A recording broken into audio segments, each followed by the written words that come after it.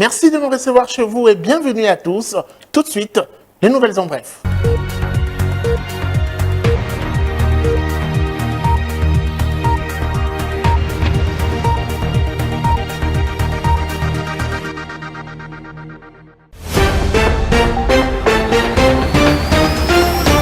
C'est désormais formel, cette mesure gouvernementale entrera en vigueur à partir du mois de mars 2021.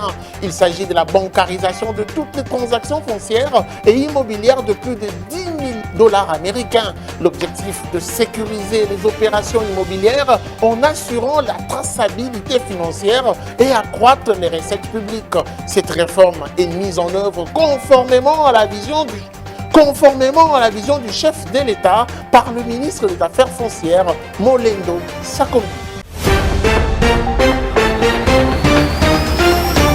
8000 onces d'or produits par Kibali Gold en 2020, une performance réalisée dans un contexte économique marqué par la pandémie de la Covid-19. L'annonce officielle a été faite par le président et directeur général de Boric, Mark Bouston.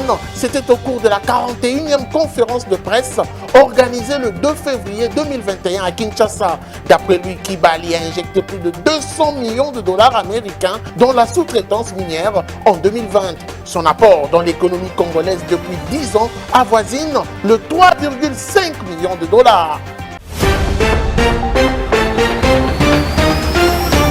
Le budget 2021 enregistre une régression de 31% de recettes internes par rapport au budget 2020. Elle se chiffre actuellement à 9 300 milliards de francs congolais, contrairement à celle assignée précédemment à 40 000 milliards de francs congolais.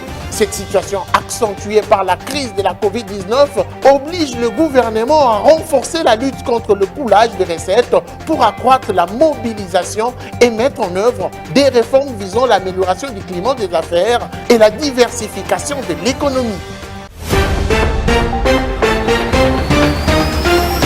Finissons les nouvelles en bref avec la valeur d'exportation minière augmentée de 13 à 17 millions de $ américains en une semaine. Le comité de conjoncture économique réuni mardi 2 février sous la présidence du Premier ministre Ilunga Ilunkamba a noté l'augmentation de l'exportation congolaise sur le marché international. Les exportations de produits miniers sont passées de 13 à 17,8 millions de $ américains. Hormis le produit minier, le comité de conjoncture économique a également noté en ce qui concerne le commerce extérieur une hausse hebdomadaire de l'exportation de 88,6% et une baisse de l'importation à 9,4%.